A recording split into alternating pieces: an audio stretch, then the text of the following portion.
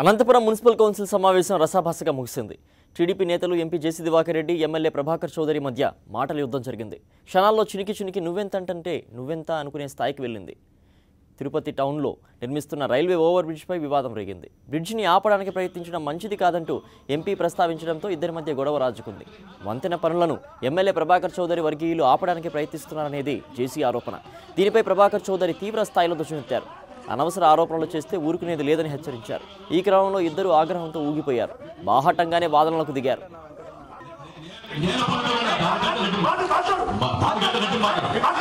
వయసు గౌరవిస్తున్నా, వయసు గౌరవించి మాట్లాడుతున్నా.